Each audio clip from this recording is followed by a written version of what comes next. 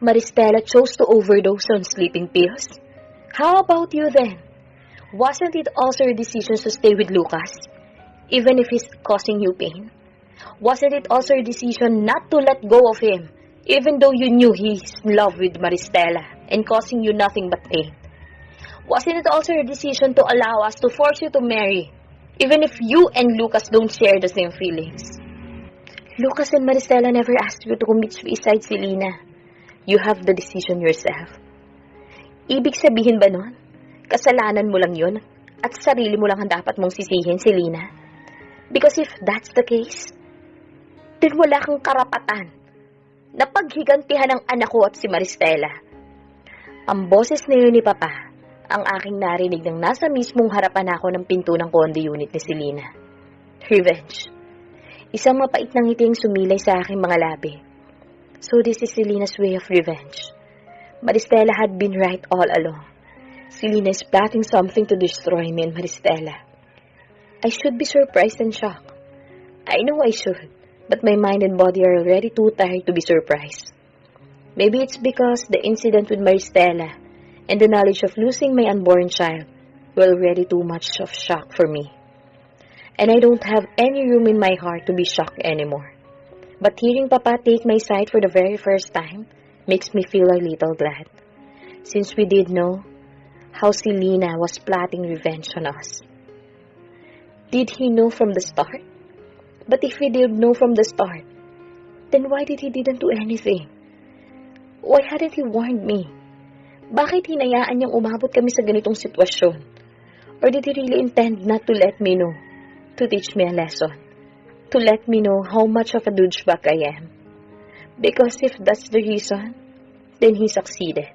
Because I do feel like a total jerk and an asshole right now. Malaki ang kasalanan ni Maristela at Lucas sa'yo. And you have all the right to be mad at them. You have all the right never to forgive them. Pero sana, huwag mong hayaan na bulagin ka ng galit mo, Selena. Nahahapon na sinandal ko ang aking katawan sa dingding ng kondo. Saka ako tumingala habang nakapikit ang aking mga mata. I really am a douchebag. I am a douchebag for all the bad things I did to Selena na ginawa lang naman sa akin na iyong mahalin ako. I am a total asshole for only realizing it now. Ngayon munti ka nang mawala si Maristela. At ngayon wala na ang anak namin.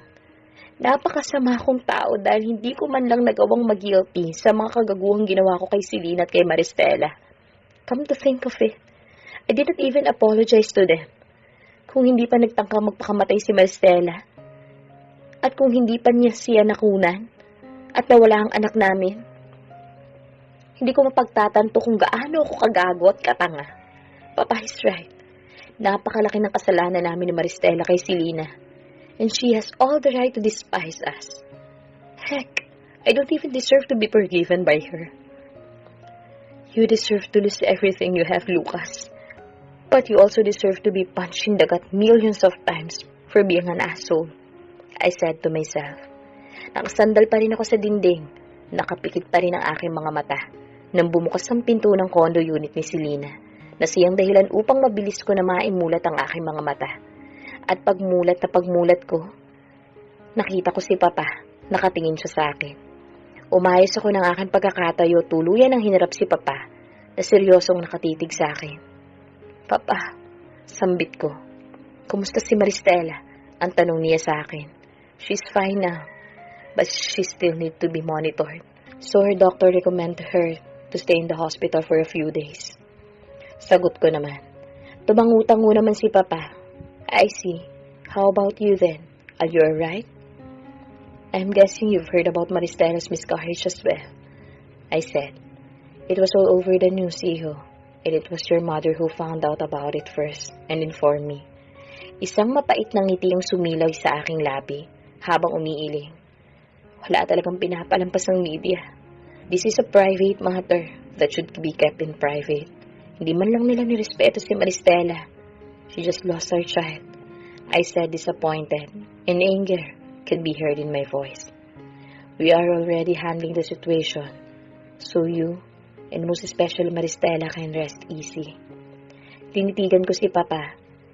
He still has dignified and stoic expression on his face. And the fact that this man who has never done anything but criticize me has just stood up for me, chosen my side, and is now helping me makes me really glad. My father is very strict. Kailanman, hindi niya ako inunsinti sa mga pagkakamali ko. If I make mistake, I'll have to fix it myself. He will not help me or even give me advice. He'll let me figure it out on my own and clean up my mess without any help and support from him or anyone else. Papa is that kind of father, so being helped by him is weird feeling for me. But I am grateful nonetheless. And so with a grateful smile on my lips, I utter the words, "Thank you, Pa." I just did what every father would do, ang sagot sa akin ni Papa. But I never expected you to do this for me. Gusto ko sanang isatinig iyon, ngunit hindi ko na ginawa. Lucas, sinalubong muna niya ang mga mata ko bago siya nagpatuloy sa pagsasalita. I know you heard our conversation. I did not speak, but I know he already knows my answer to what he said. He sighed. Honestly, I am still very much disappointed in you. Hindi ko alam kung saan ba kami nagkulang ng mama mo sa pagpapalaki sa'yo, that you turned out to be such an asshole. Alam ko na may pagkakamali din kami ng mama mo. We forced you to marry Selena despite the fact that we knew you didn't love her. But how could you do such horrible things to her when all she ever did was love and serve you as her husband? And now you're doing the same thing to Maristela? He sighed again, saka umiling, at nagsalitang muli, "Fix yourself, iho. Ayusin mong sarili mo at ang buhay mo. Hindi ka na bata. Alam mo na kung ano ang tama at kung ano ang mali. Stop being selfish. Stop hurting other people. Stop making other people's lives miserable. Man up and start owning your mistake." He paused a little, as if he's trying to calm himself. Then he continues, "Ask for their forgiveness, both to Selena and Maristela. If you have to kneel and beg, do it. Do whatever it takes to get their forgiveness. Do this not only for yourself, but also for the innocent unborn child na natamay dahil sa gulong sinimulan mo." And before I could even find my voice, nagsimula nang umalis si Papa. Iniwan na ako at tila may nakabikig sa lalamunan ko dahil hindi ako makapagsalita. Ngunit kahit hindi ko mahanap ang boses ko, alam ko naman at alam ng utak ko at katawan ko kung ano ang dapat kong gawin. And so before I knew it, my body has already started moving, walking towards the door, opened it, and entered Selena's condo unit, only to find Selena stumbling on the floor while crying. The moment I saw Lucas entering my condo unit, kaagad akong tumayo at pinunasan ko ang mga luha ko na nagsipaglaglagan sa aking mga pisngi. Even though it's already too late, since he already saw me crying. "Hey," I snorted. You're finally here. I've been waiting for you." I sniffed, wiping my tears away. Lucas stared at me. "You see, this is, I just started missing Lola," I said, but Lucas remained staring at me, not saying even a single words. Nagtaka ako, tuluyan na rin ako natigil sa pagluha. Lucas isn't doing anything, which surprised me after seeing how much I was crying. He's just staring at me, and I have no idea what expressions he's wearing right now. And I am tired of guessing what he's thinking inside that tiny brain of his. My head is already filled with questions. At ayoko nang idagdag pa mga katanungang iyon sa kung anumang nararamdaman ngayon ni Lucas habang nakatitig siya sa akin. It's kind of funny though. Parang kanina lang, hindi ako mapakali at nag-aalala habang hinihintay ko ang pagdating ni Lucas. Ngunit ngayon naman hinihiling ko naman na sana hindi na lang siya umuwi muna upang kahit papano maiayos ko muna ang isipan ko na naguguluhan. Because I really need to clear my mind right now. I need my mind to be free from these thoughts that are making me question my decisions. Pero mukhang hindi na ako mabibigyan pa ng pagkakataon na amalis sa mga pagdududa ko nang biglang magsalita si Lucas. At kanyang sinabi ang mga salitang hindi ko inaasahan. "Let's put an end to this, Selena," biglang sabi ni Lucas, na ikinaawang ng aking bibig. At sa hindi ko mabilang, Muli na naman ako nagulat na hindi na naman ako nakaimik. And Lucas took the chance to speak again. Let's put an end to this revenge of yours. Ano? Ang tanging nasabi ko.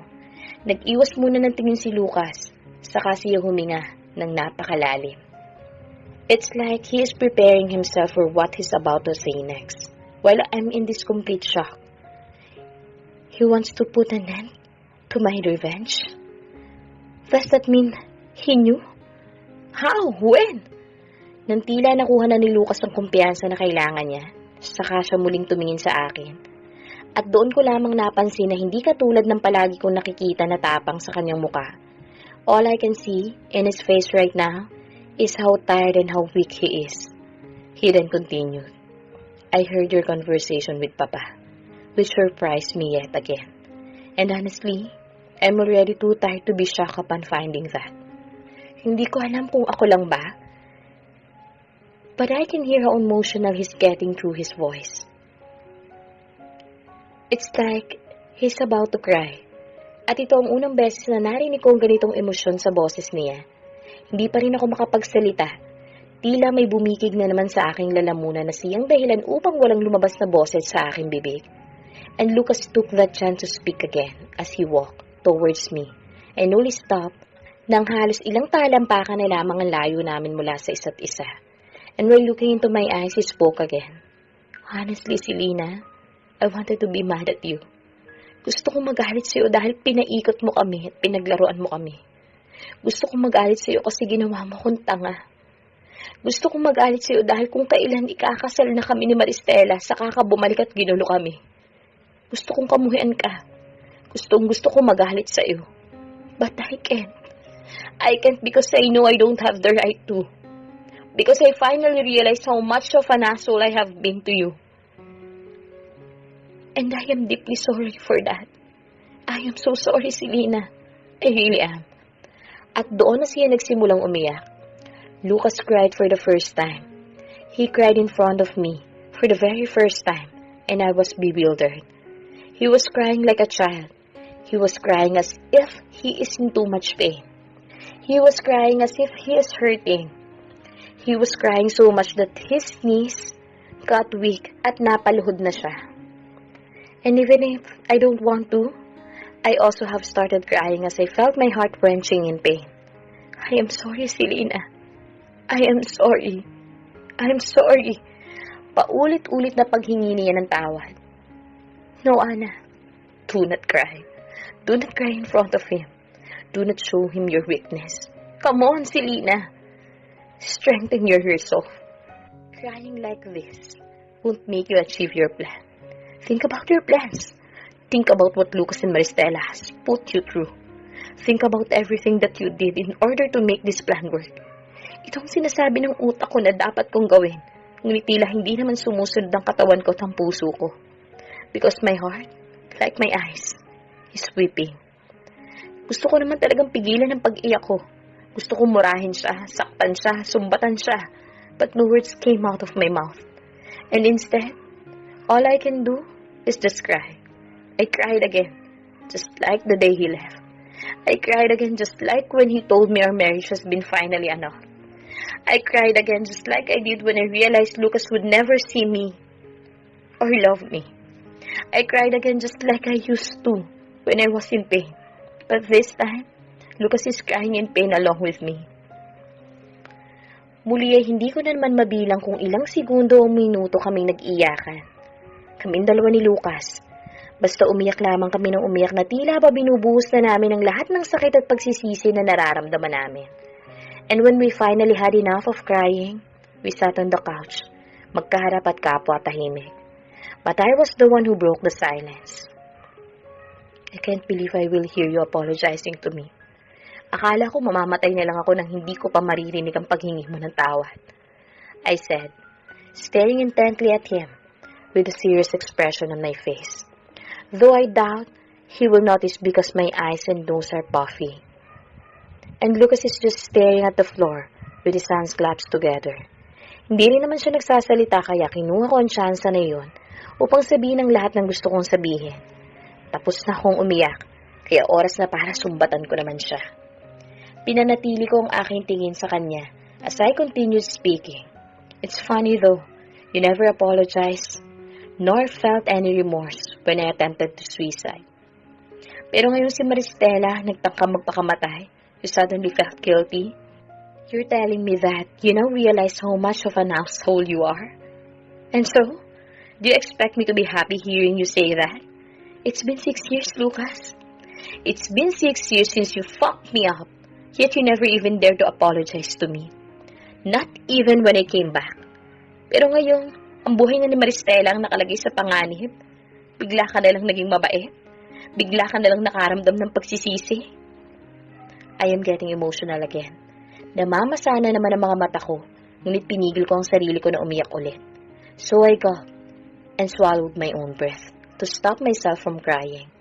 Then I continued. And now I made sure na maririnig ni Lucas ang boses ko.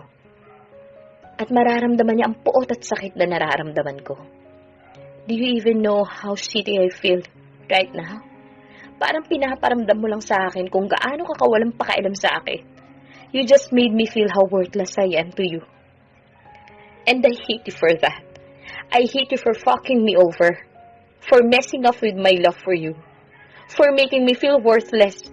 For making me feel miserable. I hate you for trampling on my self-esteem, self-worth, and dignity as a woman and as your wife. And most of all, I hate you for making me feel that I don't deserve to be loved. I hate you for ruining my life, Lucas. Nanginginig ang katawan ko habang sinasabi ko ang mga salitang yun. My heart was racing and blood was rushing through my veins. Matagal ko nang gustong sabihin kay Lucas ang lahat ng to, but I held back from my plans. Because I wanted everything to be perfect bago ko siya sumbatan. I wanted him to be on his lowest kapag sinumbatan ko siya. But then, no matter how much I planned, no matter how careful and precise I am, it appears that my plan's still doomed to fail.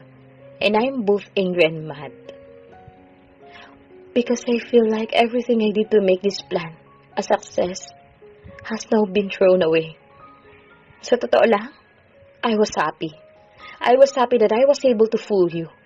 Napakasaya ko kasi ang taong dati ginagago ako, nagawa kong pasayawin sa mga palad ko. Nagawa kitang akitin at baliwin. Samantalang noon, nitignan ako, hindi mo magawa. Akalain mo yun, kung kailan hindi na tayo mag-asawa at hindi na tayo nakatira sa iisang bubong, saka ka lang naging hayok sa akin. But you know what? I also feel a little sympathy for Brianna. I kiss her because she fell in love with you. Sa'yo na palaging bukang bibig ang pagmamahal, ngunit napakabilis namang maakit. Sa'yo na palaging sinasabi na mahal siya, ngunit hindi naman magawang makontento sa kanya. Sa'yo na nagsasabing mahal siya, ngunit isang tawag ko lang at konting landi ko lang, naakit ka na. Tell me, Lucas, do you even know what love is? Because the way I see you, I don't think you do. Hindi pa rin nagsalita si Lucas. Nanatiling nasa sahig ang kanyang tingin. Kung kaya't hindi ko makita kung anong ekspresyon ang meron siya ngayon. Ngunit kahit hindi ko nakikita ang mukha niya, nakikita ko naman kung paano humigpit ang pagkakasalikop ng kanyang mga palad. You are an asshole. Pagsasalita ko ulit. You are a trash. Wala kang paninindigan. You are a coward. And you and everyone can curse me for saying this. But you know what? I think, kaya binawi ng Diyos ang anak nyo,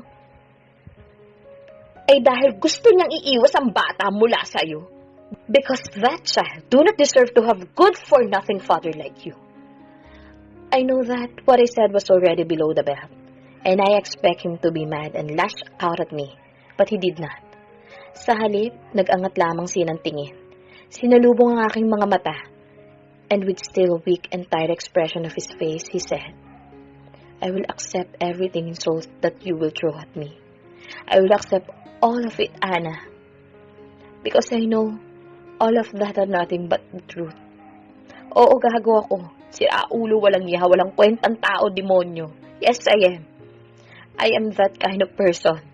At alam ko rin na wala na akong karapatan na humingi ng tawad sa iyo pagkatapos ng lahat ng ginawa ko sa iyo. And I won't ask you to forgive me.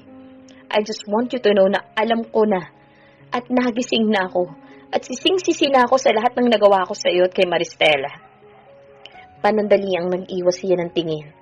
Saka siya huminga ng malalim. Tila pinipigilan niyang sarili na muling maiyak. He took a couple of deep breaths before he returned his gaze on me. Saka siya nagpatuloy sa pagsasalita. Maybe you're right. Maybe I don't really deserve that child. Kasi nga gago ako, di ba? Isang mapait na tawa ang lumabas mula sa kanyang bibig. And maybe you don't deserve that child. But Maristela deserves it. She deserves that child. Muli siyang huminga ng malalim. I know full well how much you hated me and Maristela. Pero sana wag mong idamay ang galit mo sa amin sa nawala na aming anak. That child is innocent, Selena, and that child deserves to live too. He then released a shaky and loud deep breath. Pero wala eh. Wala na siya. Wala na siya, Selena. And it was my fault. I was the one who drove Maristela to attempt suicide, which led her to losing her unborn child. It was me. It was all my fault. At doon hindi na napigilan ni Lucas ang sarili na umiyak. Naiyukom ko naman ang aking mga kamao. Ramdam ko ang sakit sa boses at sa hagulhol ni Lucas na siyang dahilan upang katukin ko ang konsensya ko, which made me question myself. Why? Why should I be guilty about it? I already said this, that I did not ask Maristela to overuse that fucking sleeping pills. So why should I be guilty about it? Why? Was it your fault then that you attempted suicide before? Ang sinabing ito ni Papa Roman, ang siyang nagpatigil sa iniisip ko. Lucas and Maristela never asked you to commit suicide. You made the decision yourself. Ibig sabihin ba nun, kasalanan mo lang yun at sarili mo lang ang dapat mong sisihin, Selena? Because if that's the case, wala kang karapatan na paghigantihan ng anak ko at si Maristela. At doon, tuluyan ako natigilan nang maaalala ko ang mga sinabing yun ni Papa Roman. My heart started clenching in pain again. It's like someone was stinging my heart with a needle that is aching so much. Tumindi rin ang guilt na nararamdaman ko na siyang ayaw ko namang maramdaman. But no matter what I do or say, this feeling of guilt just won't get out of my system. And before I knew it, tila bigla na lamang nawala ang galit na nararamdaman ko. Ngayon ay napalitan ito ng awa, at muli na naman akong naguluhan. Napuno na naman ang napakaraming katanungan ng aking isipan. But the question that really made me ponder is, nagkamali ba talaga ako? Is this revenge truly wrong from the start? Ngunit bago ko pa man masagot ang sarili kong katanungan, nagsalitang muli si Lucas, while still staring at me intently. Hindi naman masamang tao si Maristela, Selena. Naging masama lang naman siyang tao sa paningin ninyo when she started falling so deeply in love with me. She was so deeply in love with me that she started to forget what is right and what is wrong. But she is a good person. I know her better than anyone else, kaya alam ko rin kung gaano siya kabuting tao. But then I ruined her. Just like yours. I ruined her life too.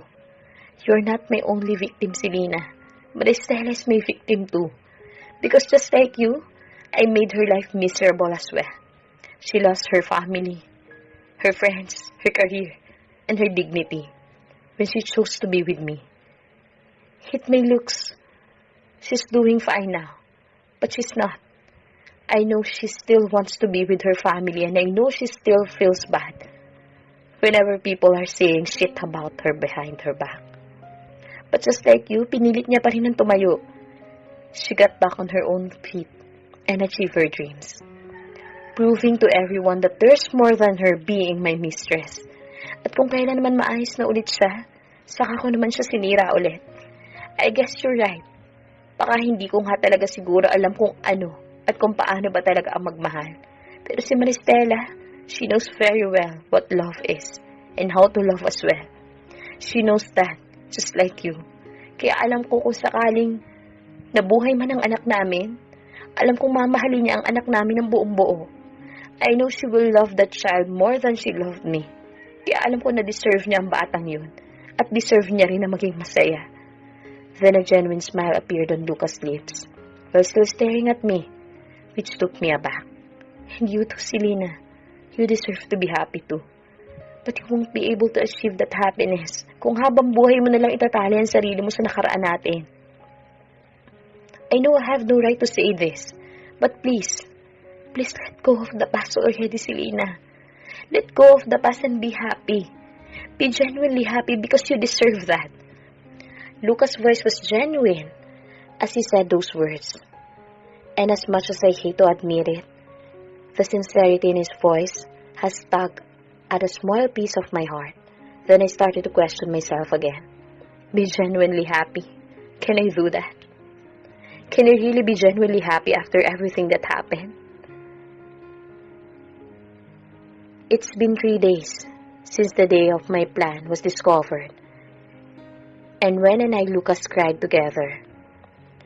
At sa loob ng 3 araw, wala akong ibang ginawa kung hindi ang magkulong sa aking kondo. And Jackson and Serena have been calling me non-stop since that day as well. Marahil ay nabalitaan na nila nangyari kay Maristela dahil katulad na nangyaring insidente sa restaurant, kumalat rin ang balita tungkol sa tangkang pagpapakamatay ni Maristela at maging ang balita na nakunan siya. Laman na din ang bawat pahayagan dito sa Pilipinas. But I never bothered to answer nor return their calls. I just let them call me over and over again hanggang sa maubusan na ng baterya ang telepono ko na hindi ko na din sinacharge pa. Serena must be furious right now dahil sa hindi ko pagsagot sa tawag niya. Ngunit alam ko na din naman kung anong sasabihin niya. Una, tatanungin niya ako kung ano nangyari. Then she went on scolding me. But we'll ask how I am later on. And lastly, alam kong sasabihan niya ako na umuwi na lang. And I don't want to hear her anymore. Ayoko na makarinig ng kahit na anong tanong. Ayoko nang marinig na inaaway niya ako when my mind is still scrambling right now. Hanggang ngayon, hindi ko pa rin alam kung ano ang gagawin ko. That conversation with Papa Roman and Lucas has had such an impact on me that I'm at loss for what to do next. The question in my head remained unanswered, as did the sense of guilt I was experiencing. Ilang beses kong tinanong ang sarili ko na mga katanungang bumabagabag sa isipan ko, but I could still not find the answer to it. No, Anna, you already have the answer to your questions. You just don't want to accept it because you don't want to admit that you failed. You don't want to admit that for the second time, ikaw na naman ang talo. Ang siyang sinasabi ng isang parte ng isipan ko. But I pretended not to hear it because I know that's not just it. Alam kong hindi lang ako natalo. I know that there's something more to it. But as far as the guilt, alam ko natanggap ko na. Alam ko na tinatanggap ko na may kasalanan din ako sa pagkawala ng anak nila ni Maristela. I didn't ask Maristela to overuse the sleeping pills. But like Lucas, I am also one of the people who drove her to do it. Hindi naging madali para sa akin ang pagtanggap ng katotohanan ngayon. I kept thinking about it. My mind was telling me that I should be troubled, but my heart couldn't lie. I could never deny the pain in my heart of guilt. Until it finally dawned me. Yes, I was also to blame. I should be held responsible for what happened to Maristela and the poor unborn child. And the fact that I was also to blame made me feel even worse. My heart ached so much that all I could do for the past 2 nights was cry and apologize to that unborn child in silence, hoping that the angel could hear me. But aside from the pain, I was also angry with myself. I was furious with myself for denying it and acting as if I had nothing to do with it. I was furious with myself for resenting Papa Roman when he had every right to blame and be furious with me for what had happened to Maristela and the poor angel. And the madness and guilt I'm experiencing are still here. Mula sa pagkakahiga sa aking kama, tumayo ako at lumabas ako sa aking kwarto. I can hear my stomach rumbling. I haven't eaten anything last night, kaya hindi na nakakapagtaka na kumukulo na ang tiyan ko sa gutom. Nang marating ko ang living room ng condo unit ko, ipinalibot ko ang aking tingin. The living room is a mess, which is not a shock to me. I left the living room the same way as it was when Lucas left, the night after our emotional confrontation. And speaking of Lucas, since that night, Hindi na siya bumalik pa dito sa condo unit ko. He did not even bother to get his things that was left here in my unit. I also haven't heard anything from him since that night. It's like he just disappeared. And it's the same for Papa Roman. Hindi na rin siya bumalik dito sa condo ko, and I know the reason why. Sino ba naman kasi ang magulang na gugustuhin makita ang taong sumwira ng buhay ng anak nila at sa ring dahilan ng pagkawala ng sanay magiging unang apo nila? I bet he and Mama Olivia as well hate me now as much as they hated Maristela. Isang mapait na ngiti ang sumilay sa aking bibig. Nagsimula rin na mamasa ang aking mga mata, thinking how they hate me now, most especially Mama. It's so painful and heart-wrenching, though I already know this is bound to happen. Na kahit pala hindi nakunan si Maristela, magagalit pa rin sila sa akin. Labis pa rin akong nakakaramdam ng lungkot. Nakakatawa lang kasi lahat ng sinabi ko kay Sarina na ayos lang ako kahit ano pang kahinatnan ng lahat ng to. At marami pang iba, parang kinain ko lang. Because right now, I am feeling so bad that I felt like crying again. But as what Papa Roman said, I am the only one who has the blame for all of this. I choose to do this, kaya wala na dapat ibang sisihin kundi ako lang. Kaya kahit masakit, hindi na ako umasa pa na makikipagkita pa sila sa akin. Matapos kong titigan ng buong living room, dumiretso na ako sa kitchen. I opened the fridge, grabbed 2 pieces of eggs, meat, and milk. I was about to start cooking when the doorbell rang, which surprised me a little. Wala naman akong inaasahang bisita, but I still walked towards the door, slightly open it. Saka ako sumilip sa maliit na siwang ng pinto nang binuksan ko. At gano'n na lamang ang pagbilis ng tibok ng puso ko nang makita ko ang isang taong kanina lamang ay nasa isipan ko na hindi ko inaasahang bibisitahin pa ako. Mama Olivia, mahina at hindi makapaniwala ang boses na sambit ko. Isang maliit na ngiti naman ang binigay sa akin ni Mama Olivia before she said, "Hi, Selena." Hindi ako makatingin kay Mama habang magkaharap kaming dalawa ngayon. Kapwa kami nakaupo na magkaharap sa couch na napapagitnaan ng lamisita kung saan nakapato ang kape na inanda ko para kay Mama. Malakas at mabilis ang tibok ng aking puso habang nararamdaman ko na nakatitig sa akin si Mama Olivia. Pinagsalikop ko ang aking mga palad. I am not prepared for this. Parang kanina lang iniisip ko pa na hindi na ako bibisitahin at gugustuhin makita pa ni Mama Olivia. But she is here now, sitting in front of me, and is staring at me intently. I don't know what to do. Hindi ko alam kung una ba ako magsasalita o hihintayin ko na lang magsalita siya. Hindi ko rin alam kung ano sasabihin ko. I am lost for words. Baka nga kahit magsimula na siyang sumbatan ako, wala akong maisagot sa kanya. I might just shut my mouth dahil hindi ko talaga alam kung makakaya ko bang makipag-usap sa kanya. Mama Olivia took a sip from the coffee and without taking her eyes off me, she asked, "How are you, Iha?" Wala akong maramdaman na galit at sumbat kung paano siya tumingin sa akin, but I can still find my voice. At dahil hindi pa rin ako makapagsalita, hindi pa rin ako makatingin sa kanya, nagsalita muli si Mama Olivia. "Are you scared of me, Selena?" Tanong niya ng malumanay. "Or do you now despise me as much as you despise my son and Maristela?" At dahil sa tanong na yun ni Mama, nahanap ko na ang boses ko. I finally found my voice and the courage to speak to tell her that it's not like that. Napatingin rin ako sa kanya, and with a worried look on my voice and my face, I immediately contradicted what she asked. "No, Mama, it's not like that. I don't despise you, and I never will." I will never despise her. Even the thought of hating her has never crossed my mind.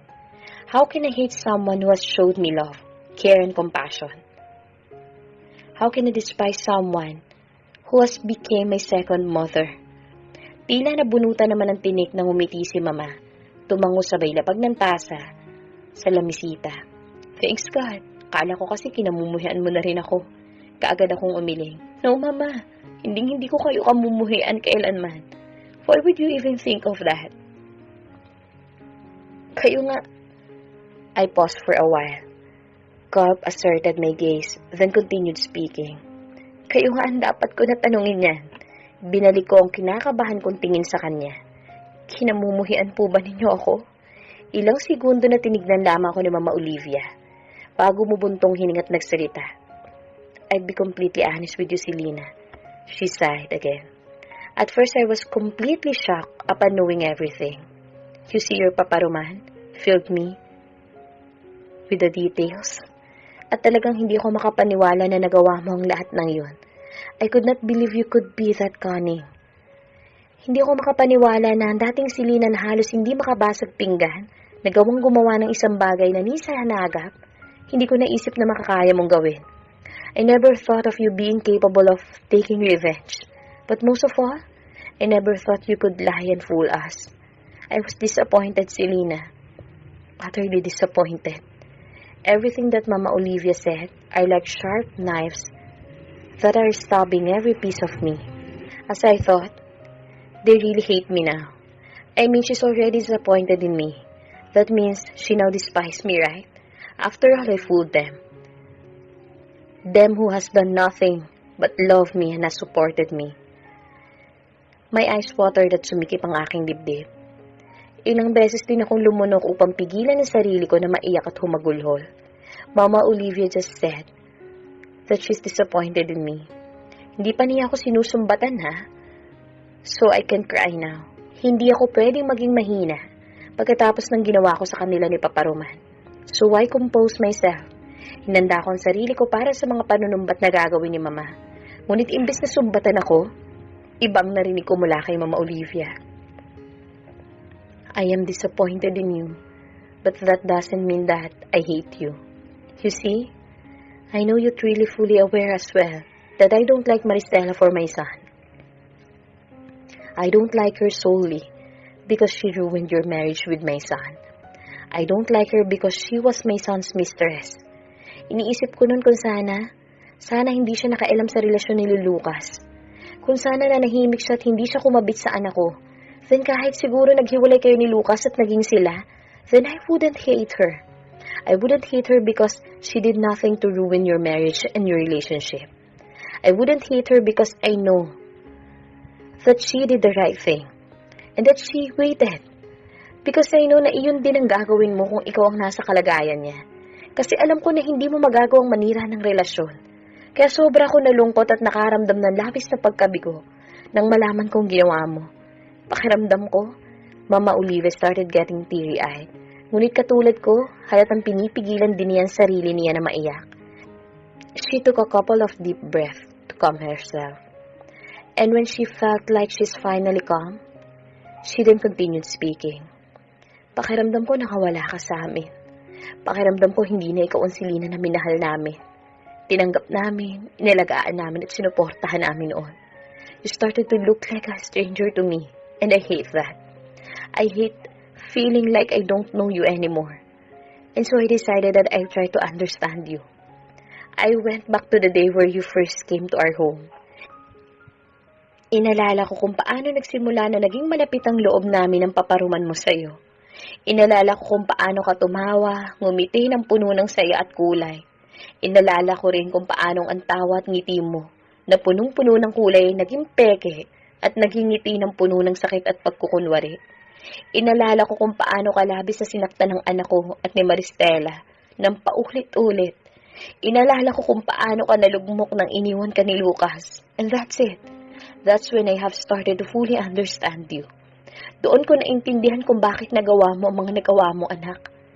I started to understand your heartaches, your pain, your sufferings. I don't know how you made it through. I don't know how you were able to stand up and rise again. But I know it was not easy. I know it was not. I heard the genuinity in Mama Olivia's voice as she said those words. Na siyang dahilan upang hindi ko na mapigilan ang mga luha ko at tuluyan ako maiyak. Hanggang sa napahagulhol na ako. I covered my face with my palm, then uttered the word, I'm sorry, Mama. I'm sorry. Repeatedly, I said the words over and over again. Nagsisikip ang dibdib ko habang patuloy ako sa paghagulhol. The guilt I am feeling has intensified, which made me cry even more. I cried and cried so much until it became hard for me to breathe. Hanggang sa dinaluhan na ako ni Mama Olivia. She sat beside me and hugged me so tight. Her body and her embrace is so warm that it just made me cry even harder. I'm sorry, Mama. I'm really sorry. I'm sorry po. I'm sorry. Paulit-ulit na sabi ko as I hugged her back and buried my face on her shoulders. While I continued to cry like a child, Mama Olivia's body is shaking. Tanda na maging siya, umiiyak na rin. Marahan na hinahagod ni Mama Olivia ang aking likod. And with a shaky voice, she said, "You have been hurting so much for so long, Selena. So please, rest easy now. Tama na ang paghihiganti, Iha. You'll only feel worse if you take revenge. It will only make things worse for you. Just as it is now. And I don't want you to see you like this any longer. Ayoko na nakikita ka na nasasaktan at nahihirapan pa. At ayoko ring nakikita na unti-unti kang nasisira dahil sa paghihiganti mo. Kaya tama na, anak. Tama na ang pagpapahirap mo sa sarili mo. You don't have to forgive Lucas and Maristela. But you don't have to destroy yourself either just to get back to them. Kaya tama na, Iha. Tama na. Humiwalay sa pagkakayakap sa akin si Mama Olivia. Then she held my face with both her hands. At kahit puno ng luha ang kanyang muka, at kahit basang-basahan ang kanyang mga mata, nagawa ko pa rin makita ang pagmamakaawa, pag-intindi, at higit sa lahat, ang pagmamahal sa kanyang mga mata. At habang patuloy siya na umiiyak, muli siyang nagsalita, "Tama na, anak. Tama na ang paghihiganti at pagpapasakit mo sa sarili mo. Ibalik mo sa amin ang Selena namin. Ibalik mo na sa amin ang Selena namin na walang kahit anong galit sa puso. Ang Selena namin na walang ibang alam kundi ang magmahal, magpasensya at magpatawad. Ibalik mo sa akin ang Selena ko, Iha." At muli ay niyakap niya ako ng napakahigpit habang kapwa kami humahagulhol. At habang mahigpit kaming nagyayakapan ni Mama Olivia at humahagulhol, tila unti-unting nagliwanag ang aking kaisipan. Unti-unti ring gumaan ang aking pakiramdam. And with that, I finally found the answer to my questions. And I finally figured out what I need to do.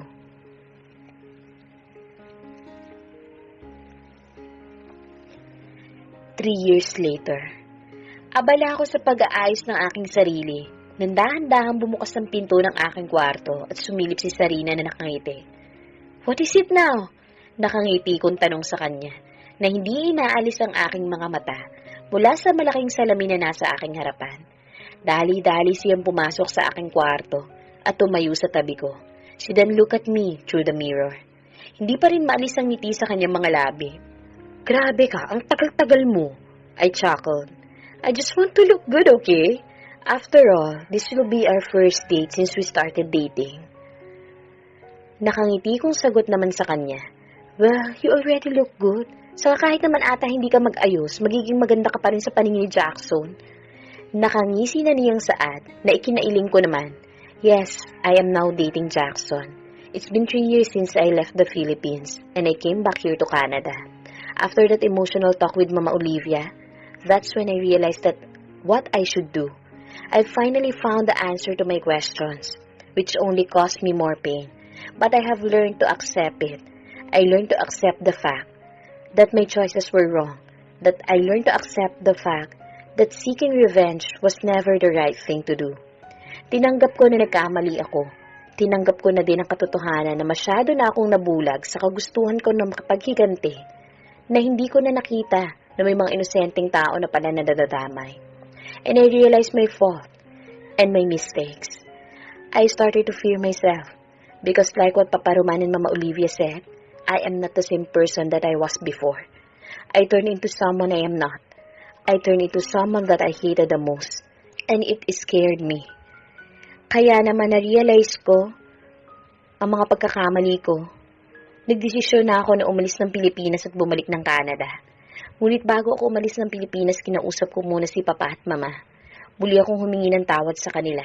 And I promised them that the next time they see me, I'll be someone they can be proud of. The next time they see me, Ako na ang dating si Lina na nakilala nila at minahal nila. Nag-iiyakan pa kaming dalawa ni Mama Olivia nung sinabi ko sa kanila ang plano ko na pag-alis. Papa Roman, on the other hand, just gave me a tight hug and told me that they will be waiting for me. That I will always have a place in their home. And that made me so happy and grateful. Happy and grateful to know that, despite everything I've done to them, to Lucas, they still welcome me with wide open arms. Kinausap ko din si Jackson bago tuluyang umalis. I told him everything and apologized to him. And Jackson being Jackson, instead of being mad, he just gave me a tight hug and reassured me that he is not mad at me and that he never will. As for Lucas, hindi ko na siya nakausap at nakita pa ulit patapos ng naging usapan namin sa kondo ko. Ang sabi naman sa akin ni Papa, nagdesisyon daw si Lucas na magpakalayo-layo muna upang hanapin daw ang kanyang sarili, ayusin ang buhay niya. And I am happy for that he finally decided to do that. He needs to fix himself and be a better version of himself. Habang isang liham naman ang pinadala ko kay Maristela, at nakasaad sa liham na iyon ang lahat ng gusto kong sabihin sa kanya. Nakasaad sa liham na pipilitin kong patawarin siya sa mga naging kasalanan niya sa akin, kahit pa hindi siya humingi ng tawad. That I will try to forgive her, not because I wanted to make up for everything that I did to her, but I will try to forgive her for myself. Dahil pagod na akong magtanim ng galit, at gusto ko na tahimik at maayos na buhay. Sinabi ko rin sa liham na ipinadala ko sa kanya, that I am sorry to hear about the loss of her little angel. I also told her not to try to kill herself anymore, and to live her life para makahanap pa siya ng lalaki na hindi kasing gago ni Lucas.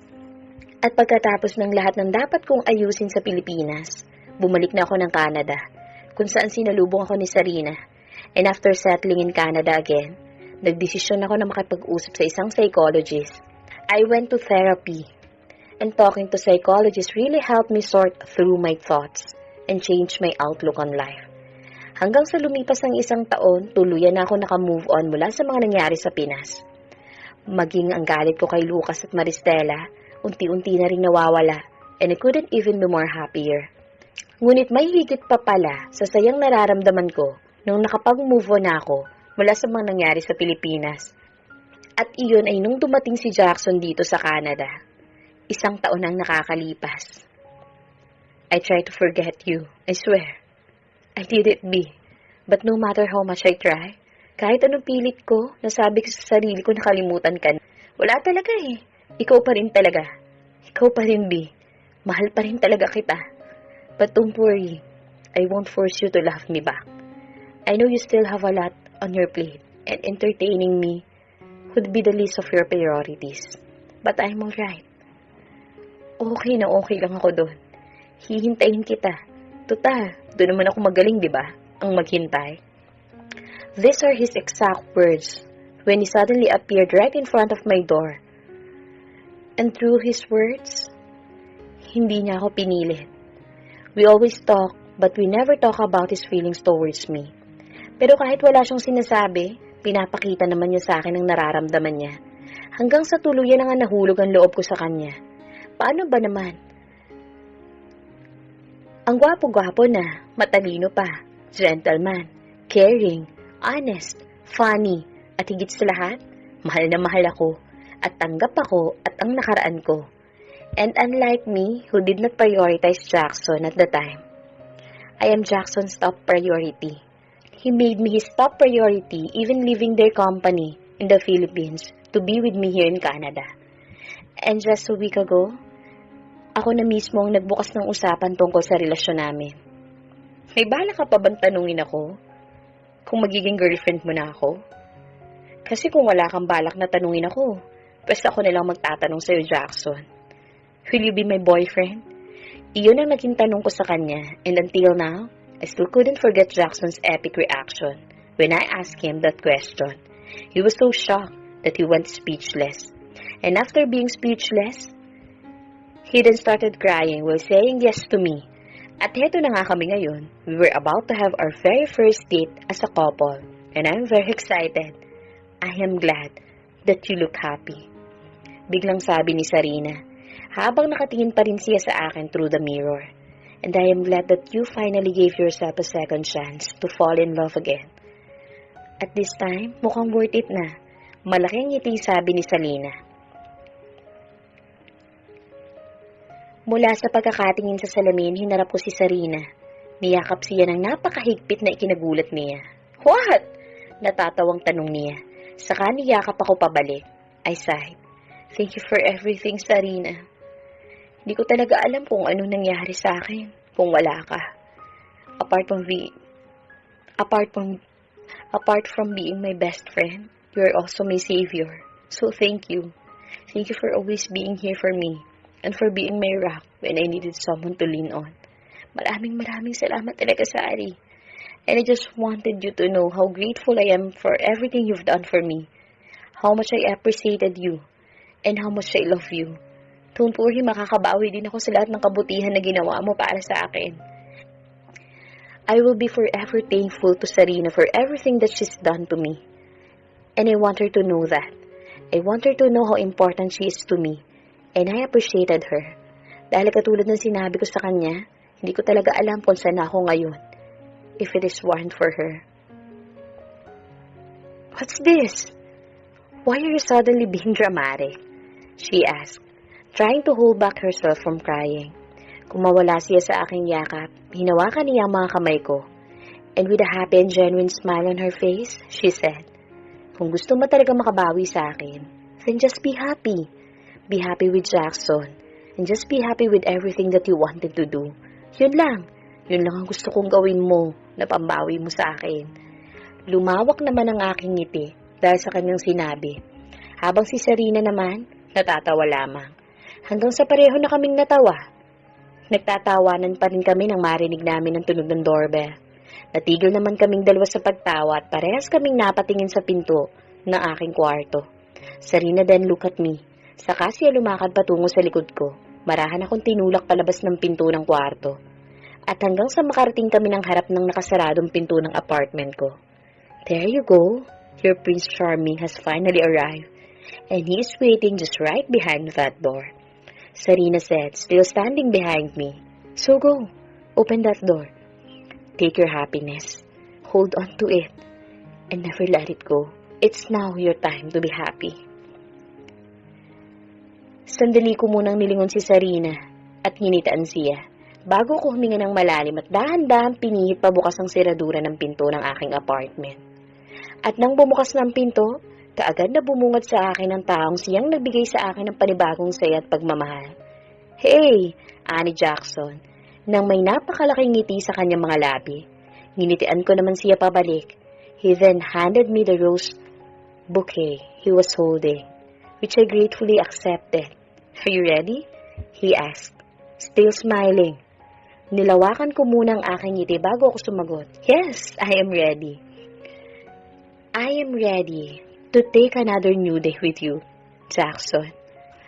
I am now prepared to forget everything that has happened to me. No more suffering. There will be no more heartbreak or revenge because I've moved on.